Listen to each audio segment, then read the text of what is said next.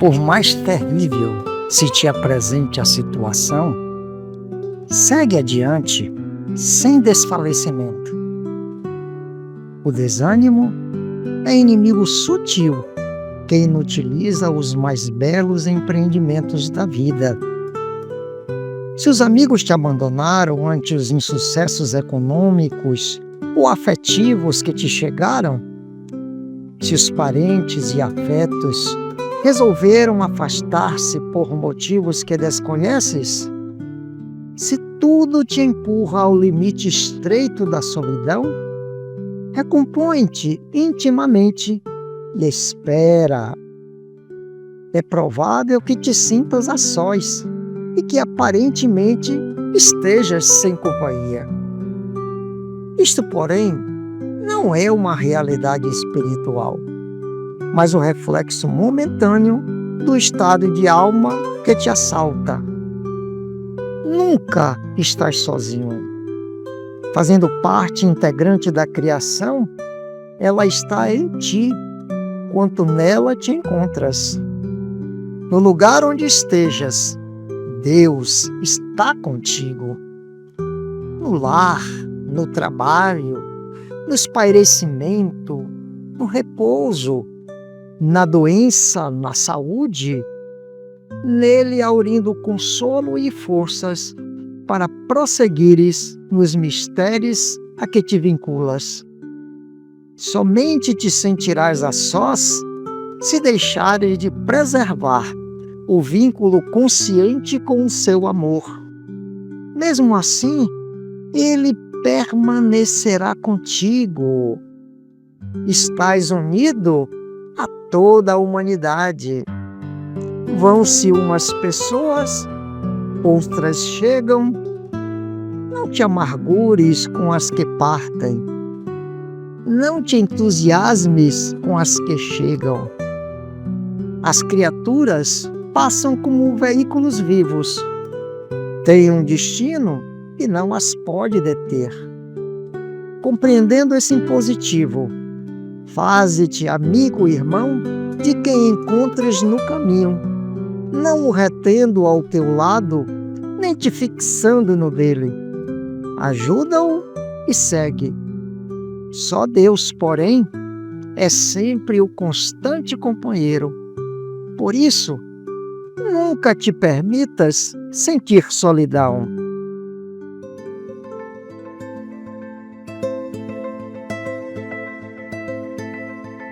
Evite o gracejo descaridoso. Valorize os intervalos de trabalho. Observe o passado como arquivo da experiência. Esqueça os sinais menos dignos das criaturas e dos fatos. Sorria como resposta à dificuldade. Dissipe as nuvens da incompreensão com a indulgência na palavra. Respeite variavelmente a fera alheia. Sirva sem ostentar o serviço. Intensifique o bem, dispensando o alvoroço. Melhore as opiniões no sentido edificante. Fuja às pequenas manifestações de tirania disfarçada. Coloque acima das próprias necessidades aquilo que se faça necessário ao bem dos outros.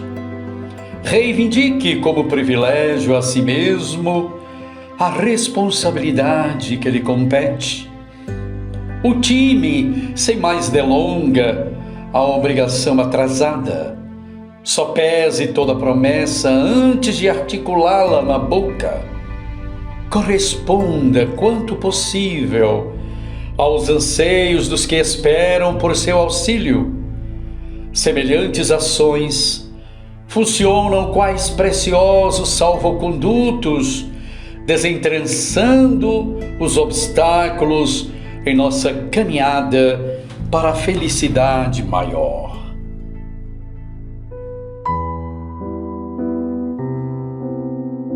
A existência na Terra é comparável a um filme que você está protagonizando. O diretor e o intérprete se conjugam em você mesmo. Porque a objetiva da livre escolha jaz em suas mãos, tanto quanto as imagens da película são arquitetadas por seus próprios pensamentos. Atenda aos seus encargos, tão bem quanto lhe seja possível. Muitos episódios e trechos inconvenientes podem ser evitados para que se lhe destaque a excelência do trabalho. Lembranças amargas, ideias de vingança, ressentimentos, desilusões, prejuízos e fracassos, doenças e tristezas, irritação e azedume, condenação e queixa, cólera e impaciência, reclamações. Quando qualquer desses lances vier a surgir em seu caminho ou em sua imaginação, corte isso. Converta a sombra em luz, na vivência da esperança e do bem, e arrede de você tudo o que lhe possa tisnar a tranquilidade, porque em futuro próximo ou menos próximo, o seu filme estará na tela da verdade e as suas escolhas vão passar. Saudações, queridos caminhantes da estrada em busca do sagrado. Alegria imensa estarmos aqui mais uma vez em este encontro que reúne música, poesia e reflexões acerca da nossa busca por Deus. Na natureza, de um modo geral, todos os seres expressam alguma característica que os define, algum tipo de comportamento ou ação que lhes é próprio, mediante os quais tornam-se conhecidos, identificados e, a depender do grau, individualizados. Para os seres humanos, a tarefa de identificação é algo mais complexo. Embora sejamos reconhecidos pelas características corporais semelhantes, no que tange ao comportamento, uma grande miríade de possibilidades pode ser observada, sobretudo porque o agir humano é antes de tudo objeto da sua singularidade comportamental, subjetiva forma de agir e reagir ao mundo. Para falarmos sobre essa vasta gama de possibilidades, em nosso programa abordaremos o tema As Condutas Humanas. No campo das ciências, o estudo do comportamento é vasto e já compreende grande espaço nas estantes das universidades espalhadas pelo mundo. Desde os primeiros trabalhos desenvolvidos a partir das experiências de Edward Thorndike nos anos 1900, posteriormente aprofundadas por pesquisadores como Watson, Skinner e Pavlov, a psicologia comportamental visava o estudo do comportamento a partir da reação a estímulos, criando a previsibilidade nas reações observadas. Posteriormente, outros fatores surgiram, ampliando a complexidade do modelo, ensejando aprofundamentos ainda mais agudos em relação ao tema.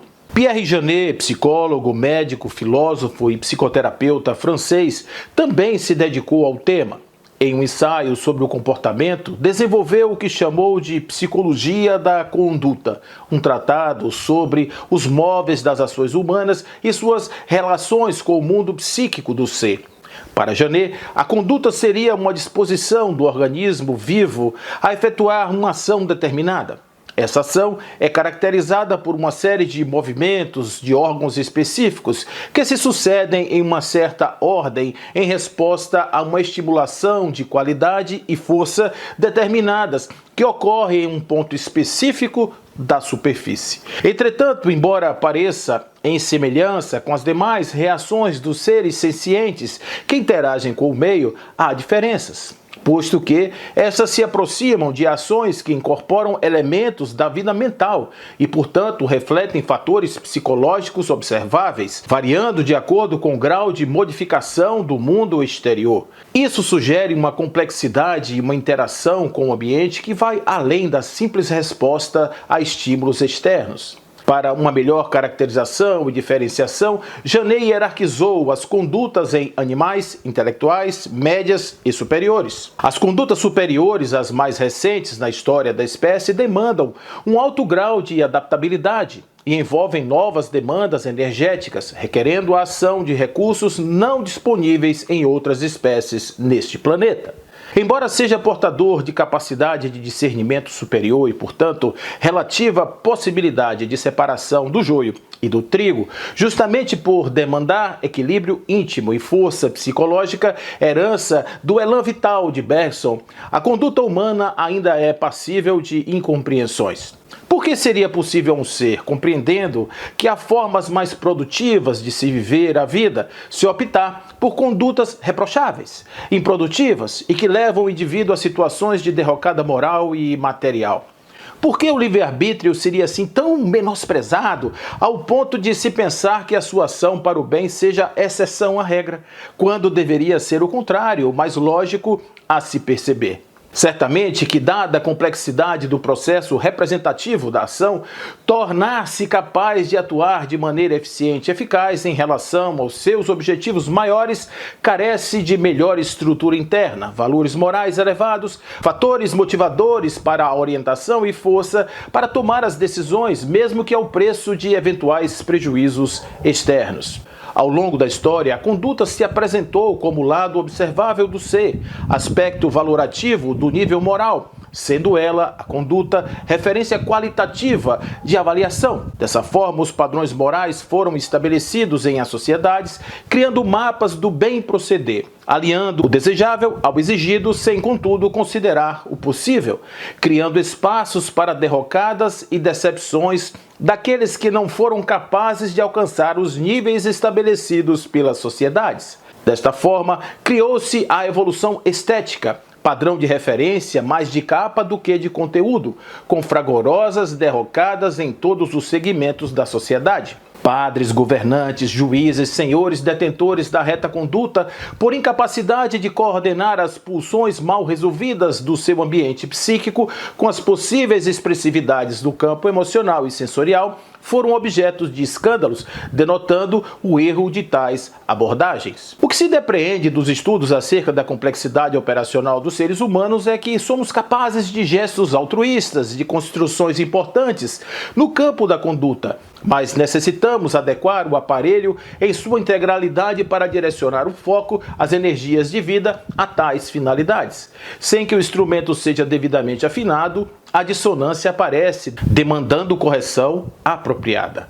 O cristianismo, em sua pureza doutrinária, estabelece que somos esses viajores rumo à estrada da luz e que, para andarmos nessa direção, faz-se necessário o alinhamento aos divinos códigos que presidem, na forma de leis, toda a criação. O Espiritismo, por sua vez, anui com tais direcionamentos, ao apontar a razão evolutiva em a lei de harmonia que a tudo preside também, ensejando correções na direção da perfectude a qual estamos todos direcionados. Dessa forma, o livre-arbítrio deve ser aprimorado, saindo do simples mecanismo de livre desejo para a força que propele o ser na direção desejada.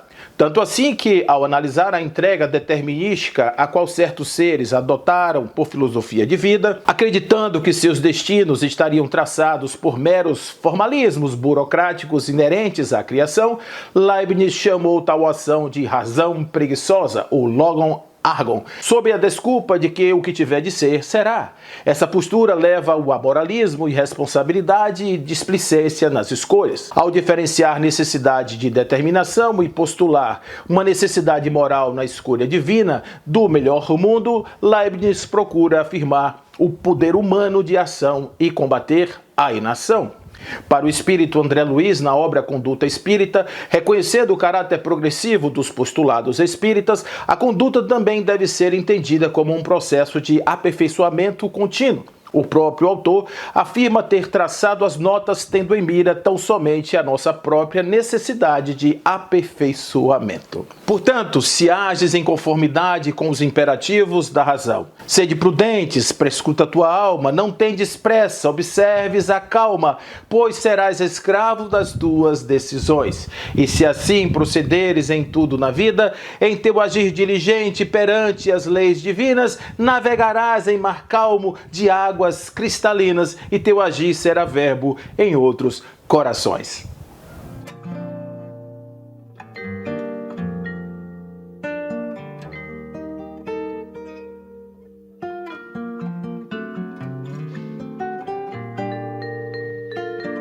Sou a maldade em crise,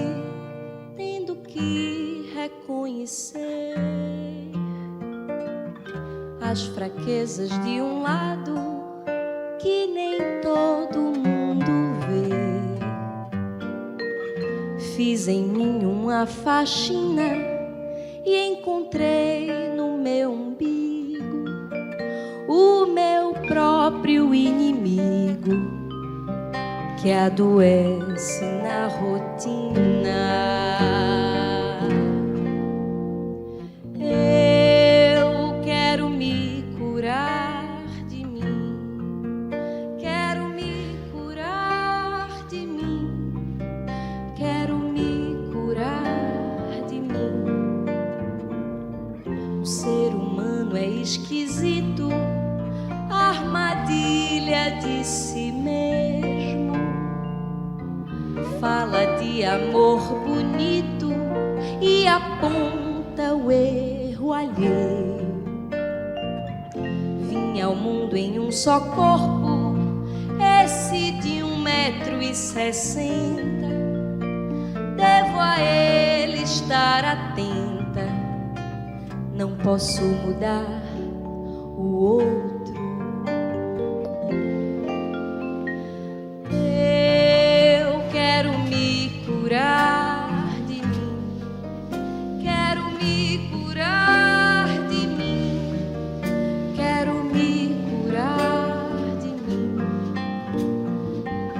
Vou pequena e pianinho fazer minhas orações. Eu me rendo da vaidade que destrói as relações. Pra me encher do que importa, preciso me esvaziar, minhas feras encarar, me reconhecer hipócrita. Sou má, sou mentirosa, vaidosa e invejosa. Sou mesquinha, grão de areia, boba e preconceituosa.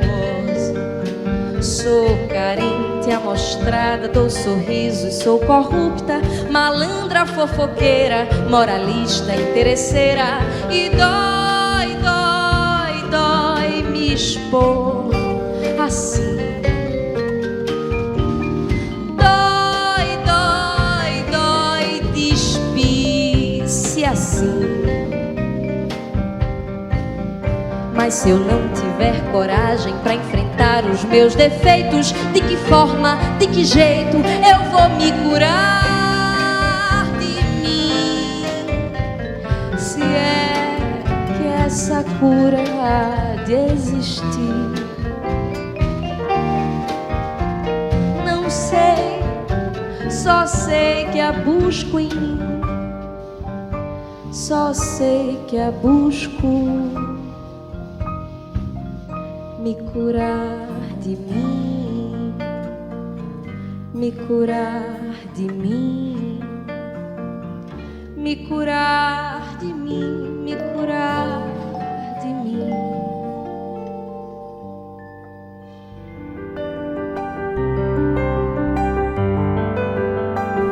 De certo que Jesus não reclamou prodígios dos seguidores.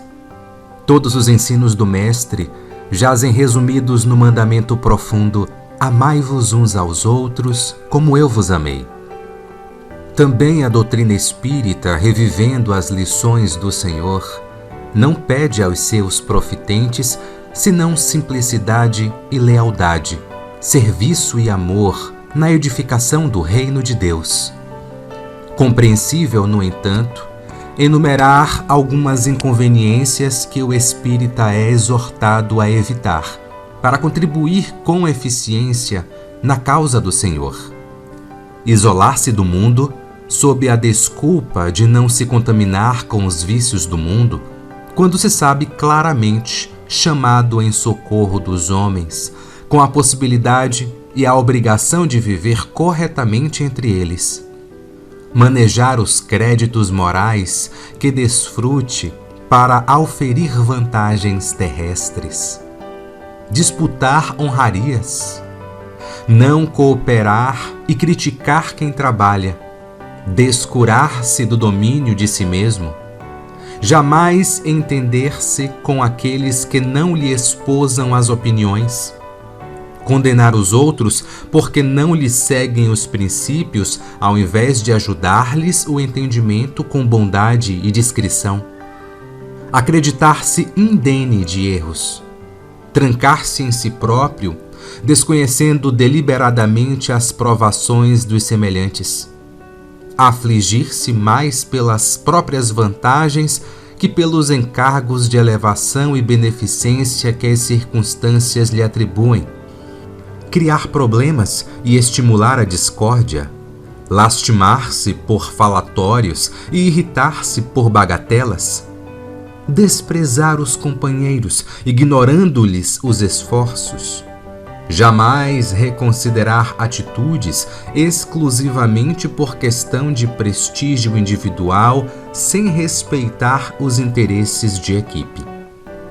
A obra do bem exige se mostre tudo aquilo que devemos fazer, mas igualmente expõe tudo aquilo que não se deve fazer. Depois de ouvir a palestra esclarecedora, cultive-a junto dos companheiros ausentes. Ensinamento ouvido, riqueza de aprendizado. Depois da notícia edificante, transmita-a sem demora aos irmãos carecentes de estímulo. Ânimo levantado, rendimento em serviço. Depois de ler a publicação doutrinária, passe-a adiante, clareando outras consciências. Palavra escrita, ideia gravada. Depois de entender as frases do livro edificante, imprima-as no próprio verbo.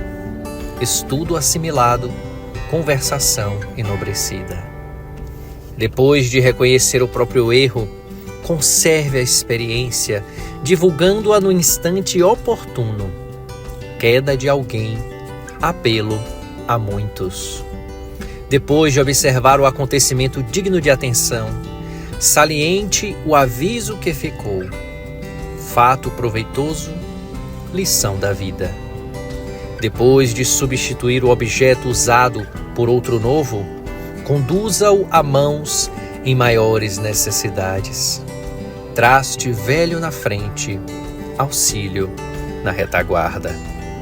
Depois de um dia, de uma tarefa, de uma crise, de uma enfermidade, de uma viagem ou de um encontro, algo se modifica em nosso espírito para melhor e devemos ofertar aos outros o melhor ao nosso alcance, sem deixar qualquer auxílio para depois. A tarde velava o sono tranquilo das águas do mar de Tiberíades, cuja face norte adormecia sobre a brisa suave do zéfiro que desenhava pequenas ondas na superfície. Valquíria, a jovem sonhadora de olhos negros e brilhantes, deixava-se invadir pela magnitude daquele instante, permitindo-se conduzir ao sabor da memória em sublimes recordações. Recorda-se que a sua vida se iniciou com os tormentos das grandes tempestades. O seu pai, Joaquim, e sua mãe, Ruth, formaram uma família ungida pelos laços do amor, herdando sonhos de dois jovens adolescentes que ousaram romper com os grilhões impostos ao povo escravizado para viverem uma vida abundante em riquezas da alma. Com parcos recursos, aquele casal houvera assistido aos massacres impostos pelo general Públio Quintílio Varo em aquela que ficou conhecida como a Rebelião da Galileia, logo após a morte de Herodes, o Grande, no 4º ano que antecedeu a Era Nobre da humanidade. Joaquim e Elvira eram trabalhadores na corte de Séforis antes dos macabros acontecimentos. Foi naquela região o epicentro da crise. A tentativa de calar o povo ante as inúmeras gravidades apontadas em as condutas dos governantes levou ao levante e à consequente repressão pelos agentes da Águia Dourada. Com enorme força, o Império Romano fez descer o gládio sobre aquelas criaturas, levando mais de 2.000 pessoas ao madeiro da cruz, enquanto outros milhares foram postos a ferro em sinal de abrandamento das tensões. Joaquim e Elvira, carregados no roldão dos aprisionados, partiram para o degredo fatal, enquanto seus filhos, salvos pela providência da mãe, foram despachados em um expresso que os levaria para longe dali, pouco antes dos acontecimentos, sem que se livrassem dos destinos particulares em pesado esforço. A jovem Valquíria, antes que completasse a jornada, foi dada como operária a um casal que se afeiçoou pelos cabelos cor de fogo daquela menina de olhos negros como a noite, que a levaram na condição de serva próxima para auxílio dos afazeres da caravana em que viajavam. O coração da menina vibrava em um misto de saudades e desejo ardente de vida, fato que fê-la em idade oportuna abandonar a comitiva, esgueirando-se à noite em meio aos arbustos do caminho, vagando até retornar às proximidades da cidade de Naum, onde pensou ali fazer morada.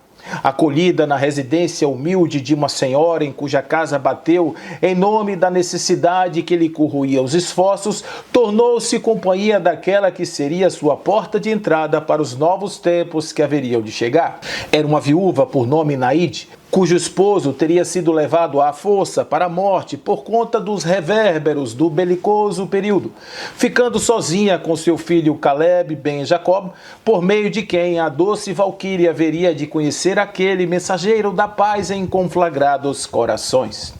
O jovem Caleb era trabalhador, assíduo e compenetrado, posto que havia herdado a missão de sustentar a casa desde que adquiriu forças para tanto após a morte do seu pai. Entretanto, às noites, esgueirava-se pelos cantos escuros do caminho para ouvir do velho Salém as histórias do caminhante iluminado que viera libertar aquele povo do severo cárcere romano. Impressionado com as informações que lhe chegavam ao ouvido, o jovem afeiçoou-se ao carpinteiro nazareno com tal ímpeto que, mesmo sem conhecê-lo, vinculou-se às fileiras dos primeiros fiéis que haveriam de compor o grupo de trabalhadores do caminho, propagadores da Boa Nova em territórios ocupados pelo ódio e pela desesperança. Tornou-se hábil acolhedor das almas e, em breve tempo, formar um grupo de assistência local aos enfermos e necessitados, tornando-se ali conhecido benfeitor. As horas interminas de trabalho levaram quase sempre o jovem a momentos de exaustão absoluta das forças, fazendo cair prostrado em meio aos andrajosos que lhes formavam a clientela. Valquíria, impregnada pelo exemplo do amigo que aprendera a afeiçoar-se qual irmão, seguia-o em ato dedicado de veneração e respeito à causa, tornando-se igualmente reconhecida pelo coração generoso e austero que brilhava em aquela alma ivada de dor e saudade dos pais perdidos pela violência. Certa feita, retornando daquela casa de beneficência a qual se vinculara, Valquíria foi feita refém de um grupo de desocupados que, aproveitando-se da lirial beleza da jovem, fizeram-na objeto de sevícias de toda espécie, jogando-a depois sobre o matagal distante, dada como morta. Entretanto, a jovem resistira aos ferimentos, retornando profundamente ferida aos afazeres que lhes pareciam maiores do que as dores que agora sentia em seu peito.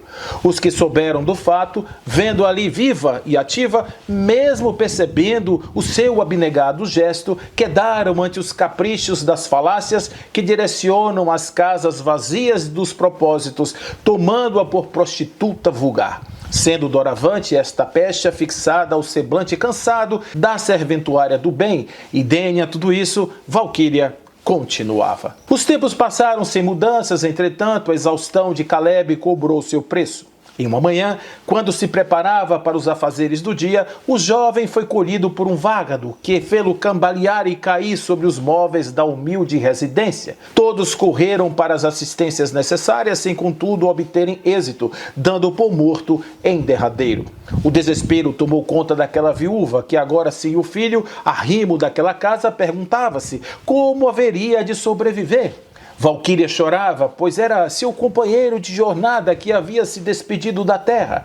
Sem os predicados sociais requeridos por aquela comunidade, a jovem sequer poderia trabalhar. posto que a sua situação se espalhou como fogo em rastilho de pólvora, impedindo-a em definitivo. Restou-lhe os trabalhos da Casa da Beneficência, único local em que era aceita sem restrições. O cortejo fúnebre avançava sob as ruas da cidade rumo ao sepulcro que havia sido montado para aquele acontecimento. Valquíria, presa às responsabilidades novas que lhes foram deixadas por Caleb, não estava presente. Naquele dia, passava por Naim uma outra comitiva, aquela onde aquele que fora a inspiração para os envolvidos em aquelas atividades aparecia em destaque. Foi do encontro desses dois grupos que se deram os fatos narrados por historiadores de todos os tempos.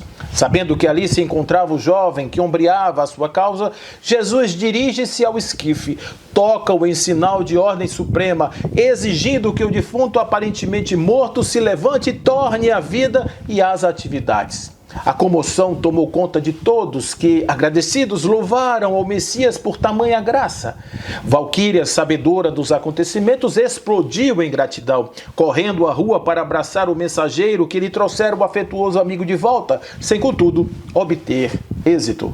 Jesus retornara a Cafarnaum, cidade que escolheu como posto na Galiléia para seus afazeres. Em aquela noite, convidado pelo fariseu Simão, amigo da causa, aboletou-se em confortável cadeira, dando início ao repasto, quando aos gritos os serventes repeliram a entrada daquela conhecida mulher, cuja fama a precedia em todos os lugares. Ninguém a associava aos préstimos que generosamente ofertava, mas às alcunhas vazias de significado que rotulam as pessoas. Valquíria vira ali a chance de agradecer. Munida de um vaso de alabastro, rompendo todas as resistências, ajoelha-se aos pés do mestre em sinal de gratidão, molhando seu corpo com as lágrimas do coração que reconhece, untando com o precioso líquido qual o rei reconhecido pelos deuses em sinal de grandeza.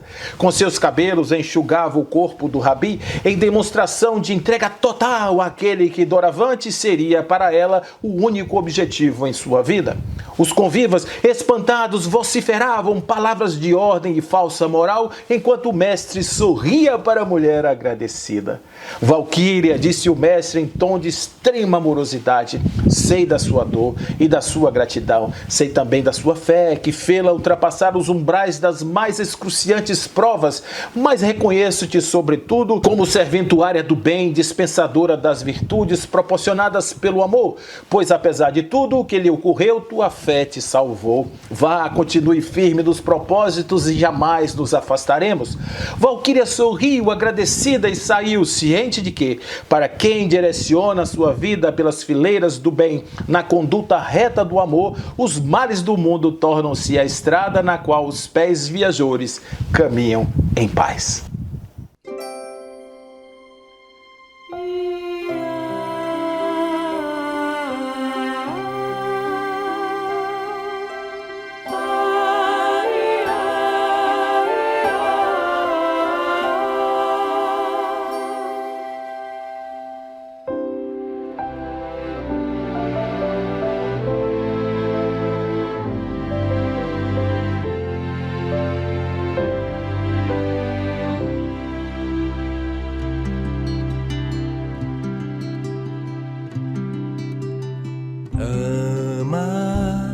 Que o amor eleva, viverás na terra sem tocar o chão. Ama, afugenta as dores, pensamentos, flores te envolverão.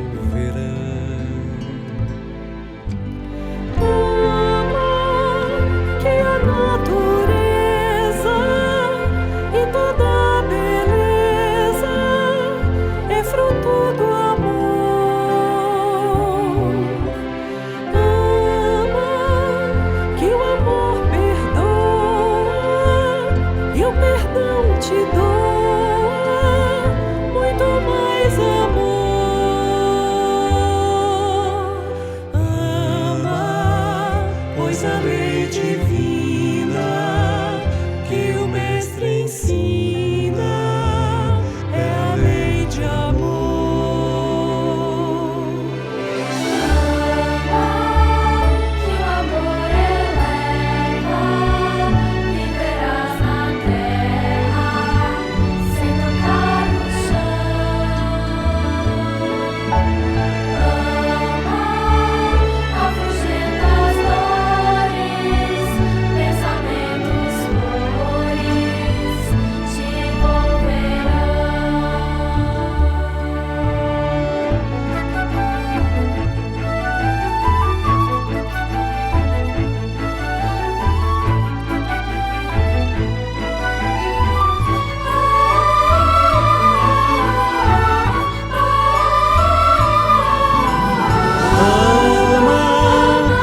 canção mais bela é a que revela as notas do amor. Ama, que o amor te espera nas altas esferas pra compartilhar.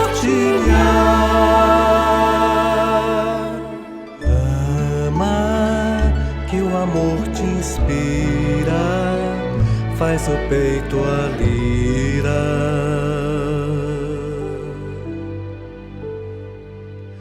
Livre a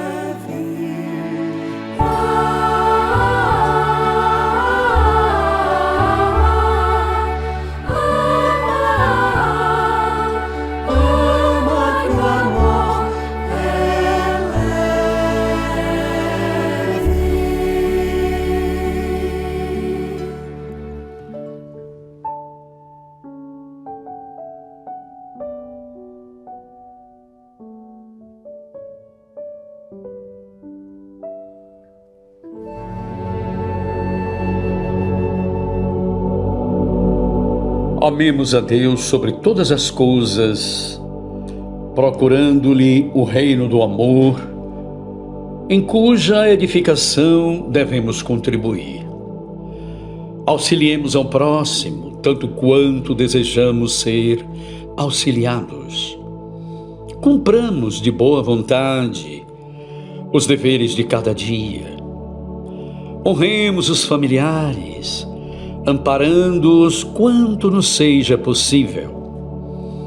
Procuremos não prejudicar a ninguém. Trabalhemos com alegria, servindo a todos em favor de nós mesmos. Desculpemos as faltas alheias, compreendendo quanto temos errado por nossa vez. Não cobicemos dos outros senão as virtudes e as qualidades respeitáveis que nos compete imitar na experiência comum. Busquemos não realizar despesas além das nossas possibilidades, ainda mesmo que essa medida nos custe sacrifícios ingentes. Conservemos a saúde através de hábitos dignos, espalhando em torno de nós a alegria e a fé, o otimismo e a confiança. Não nos cansemos de aprender, entendendo que o progresso da alma é infinito no espaço e no tempo. Vivamos cada dia as bênçãos do serviço e do estudo, da prática do bem e do concurso fraterno, com paciência e compreensão, à frente de todas as situações, de todas as pessoas e de todas as coisas, na certeza de que poderemos ser convidados à prestação de contas da própria vida a qualquer momento, e assim estaremos habilitados a viver diante do Senhor e diante das criaturas, cumprindo fielmente a divina lei. Ibrahim Ben Azor, o cameleiro, entrou na residência acanhada de Simão e, à frente do Cristo, que o fitava de olhos translúcidos, pediu instruções da Boa Nova. Ao que Jesus respondeu com a doçura habitual, tecendo considerações preciosas e simples em torno do reino de Deus no coração dos homens. Mestre, perguntou Ibrahim, desejando conhecer as normas evangélicas. Na hipótese de aceitar a nova revelação, como me comportarei perante as criaturas de má fé. Perdoarás e trabalharás sempre, fazendo quanto possível para que se coloquem no nível da tua compreensão, desculpando-as e amparando-as infinitamente. E se me cercarem todos os dias, continuarás perdoando e trabalhando a benefício delas. Mestre, invocou Ibrahim admirado, a calúnia é um braseiro a requeimar-nos o coração. Admitamos que tais pessoas me vergastem com frases cruéis e apontamentos injustos. Como proceder quando me enlamearem o caminho, atirando-me flechas incendiadas? Perdoarás e trabalharás sem descanso, possibilitando a renovação do pensamento que a teu respeito fazem. E se me ferirem? Se a violência sujeitar-me à poeira e à traição, golpeando-me pelas costas, se meu sangue correr em louvor da perversidade, perdoarás e trabalharás, curando as próprias chagas com a disposição de servir invariavelmente, na certeza de que as leis do justo juiz se cumprirão sem prejuízo do ceitil. Ibrahim, assombrado, indagou de novo: Senhor, se me prenderem por homicida e ladrão, sem que eu tenha culpa, perdoarás e trabalharás, agindo sempre segundo as sugestões do bem, convencido de que o homem pode encarcerar o corpo, mas nunca algemará a ideia pura, nobre e livre. Mestre, prosseguiu o cameleiro intrigado, e se me prostrarem no leito? Se me crivarem de úlceras, impossibilitando-me qualquer ação? Como trabalhar de braços imobilizados quando nos restam apenas o direito de chorar? Perdoarás e trabalharás com um sorriso de paciência fiel, cultivando a oração e o entendimento no espírito edificado, confiando na proteção do Pai Celestial, que envia socorro e alimento aos próprios vermes anônimos do mundo. Mestre, e se por fim me matarem? Se depois de todos os sacrifícios aparecer a morte por estrada inevitável, demandarás o túmulo, perdoando e trabalhando na ação gloriosa em benefício de todos, conservando a paz sublime da consciência. Entre estupefado e aflito, Ibrahim voltou a indagar depois de alguns instantes: Senhor, e se eu conseguir tolerar os ignorantes e os maus, ajudando-os e recebendo-lhes os insultos como benefício, oferecendo a luz pela sombra e o bem pelo mal, se encarar com serenidade os golpes arremessados contra os meus, se receber feridas e sarcasmos sem reclamação e se aceitar a própria morte, guardando sincera compaixão por meus algozes. Que lugar destacado me caberá diante da grandeza divina? Que título honroso exibirei?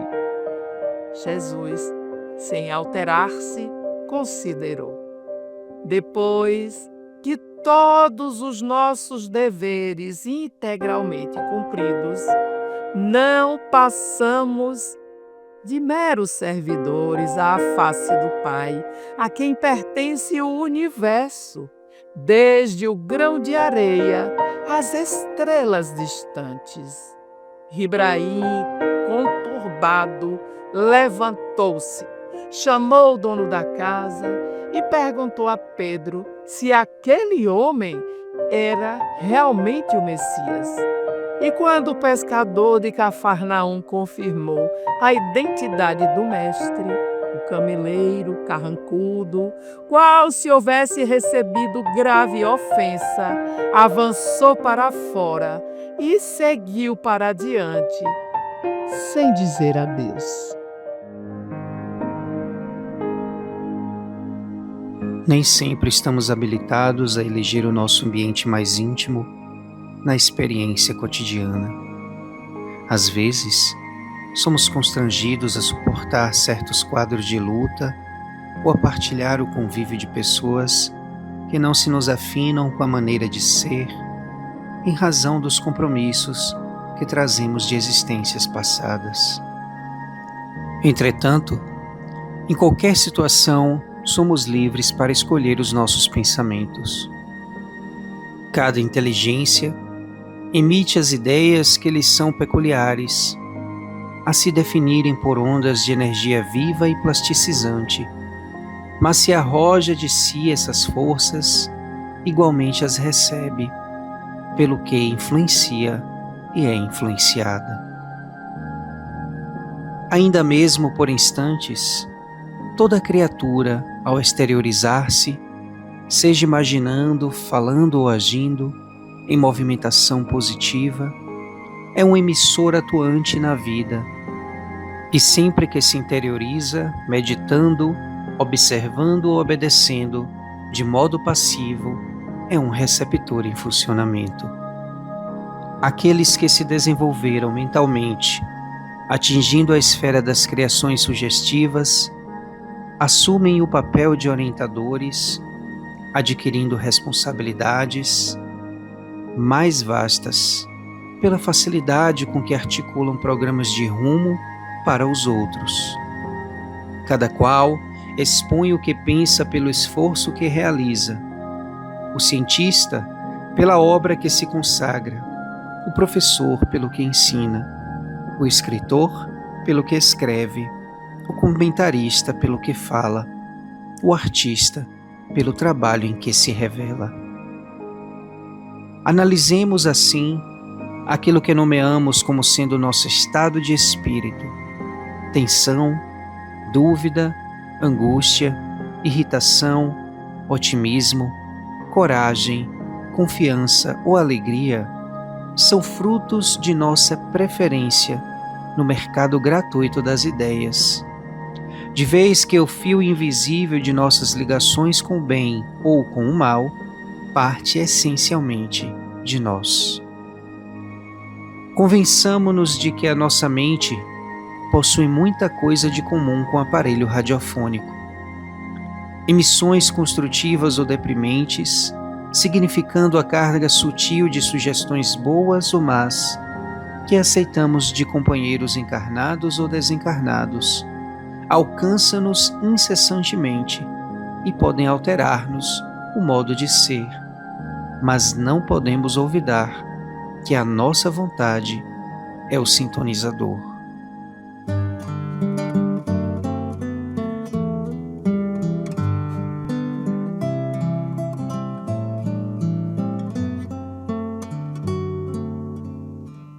Quero agir corretamente e viver na verdade do teu amor.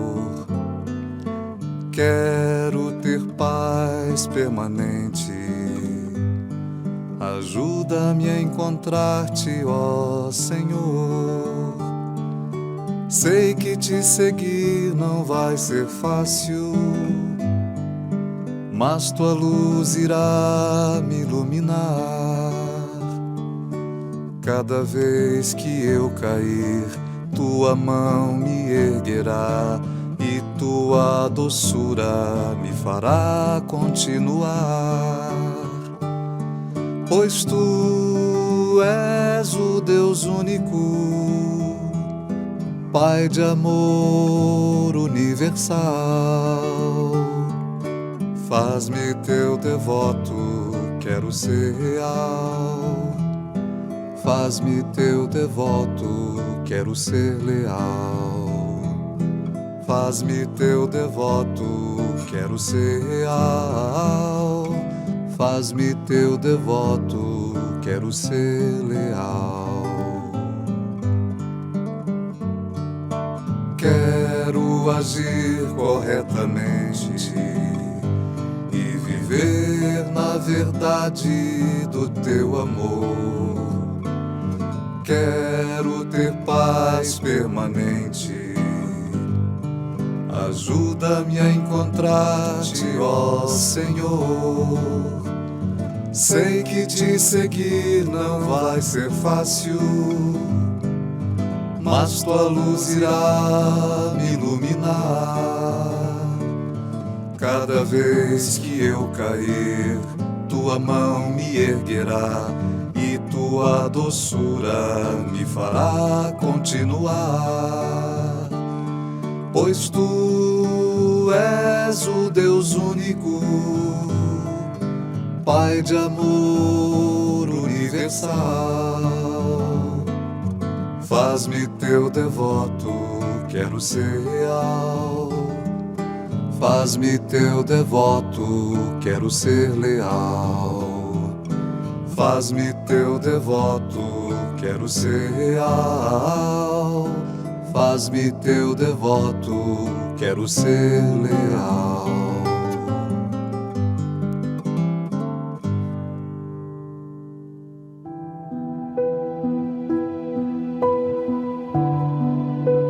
Desarrazoado exigir de qualquer de nós transformações intempestivas. Por mais formosas e edificantes as lições de aperfeiçoamento moral, é forçoso acomodar-nos com o espírito de sequência, na marcha do tempo, a fim de que nos afaçamos a elas, adaptando-nos gradativamente aos princípios que nos preceituem. Ser-nos-á, porém, claramente possível melhorar-nos com mais urgência e segurança, se adotarmos a prática de permanecer um tanto mais com Jesus a cada dia. Problemas intricados surgiram, concitando-nos a soluções inadiáveis. Se estivermos de sentimento interligado um pouco mais com Cristo, aprenderemos a ceder de nós sem qualquer empeço, apagando as questões que nos induzam à perturbação e à discórdia. Apareceram desacatos, impulsionando-nos ao revide. Se os recebemos um tanto mais com Jesus, em nossas atitudes e respostas, todas as expressões de desapreço serão dissolvidas nas fontes da compreensão e da tolerância. Surpreendemos companheiros que se fazem difíceis. Se lhes acolhemos os obstáculos, conservando as nossas diretrizes e providências um tanto mais com Jesus, para breve se nos transfiguram em colaboradores valiosos, convertendo-se por fim em estandartes vivos de nossas ideias. Encontramos desencantos nas trilhas da experiência. Aceitando-os, no entanto, um tanto mais com Jesus em nosso comportamento, para logo se transformam em lições e bênçãos que passamos a agradecer à sabedoria da vida. Em casa, no grupo de trabalho, na vida social, na profissão, no ideal ou na via pública, experimentemos sentir, pensar, falar e agir um tanto mais com Cristo e observemos os resultados. Pouco a pouco, perceberemos que o Senhor não nos pede prodígios de transformação imediata ou espetáculos de grandeza, e sim que nos apliquemos ao bem, de modo a caminhar com Ele, passo a passo, na edificação de nossa própria paz. Não te atemorizem programas de reajuste, corrigenda, sublimação ou burilamento. Ante as normas que nos indiquem elevação para a vida superior, recebamo-las respeitosamente, afeiçoando-nos a elas, e seguindo adiante na base do dever retamente executado e da consciência tranquila, pratiquemos a regra da ascensão espiritual segura e verdadeira. Sempre um tanto menos com os nossos pontos de vista pessoais e, a cada dia que surja, sempre um tanto mais com Jesus.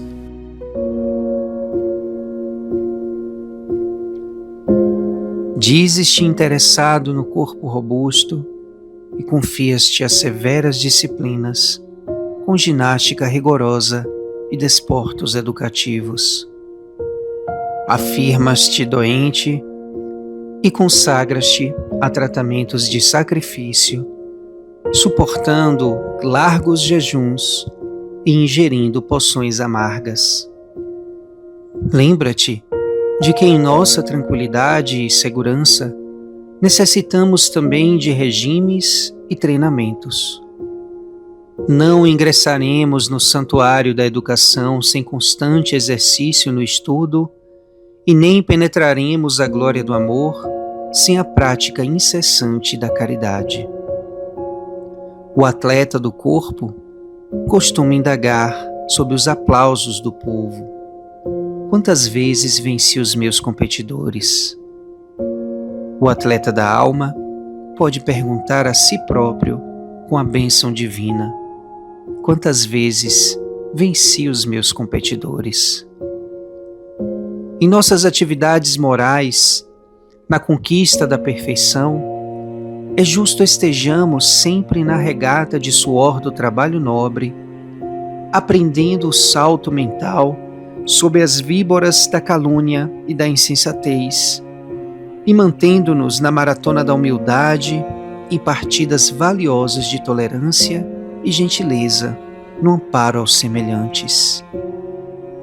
Na defesa de nossa paz íntima, é preciso igualmente não esquecer a abstenção dos pensamentos infelizes, com deliberada fuga aos pratos da maledicência e ao vinagre da crítica, abolindo-se totalmente o vinho da lisonja e o licor do elogio, que operam lastimável embriaguez com a deserção de nossas responsabilidades. Treinamentos e regimes. Não prescindes deles na terra para que te garantas nos domínios do equilíbrio fisiológico em questões de eugenismo, saúde e preservação. Não ouvides, porém, que em favor da harmonia de tua alma não dispensarás esses mesmos recursos na sustentação da reta consciência e no cultivo da própria felicidade, porque somente obedecendo às leis de trabalho e caridade, simplicidade e cooperação é que obteremos os títulos de simpatia e merecimento capazes de conduzir-nos à alegria triunfante.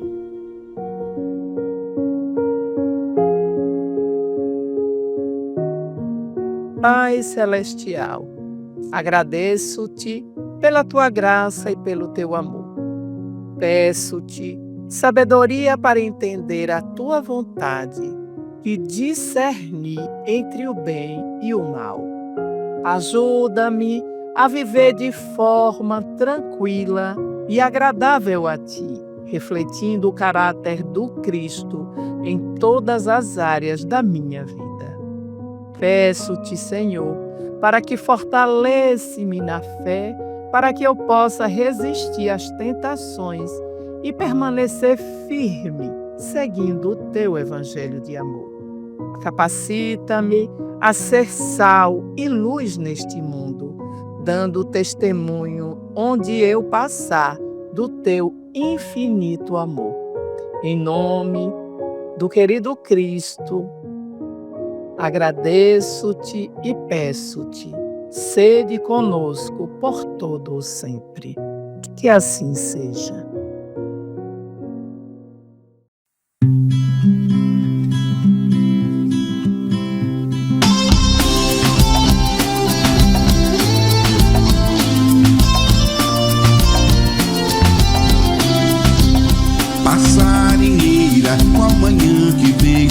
surgindo, domingueira reluzindo, promissora luz da vida, anunciando nova era, novo ciclo, pelo filho transviado, pela ovelha arrependida.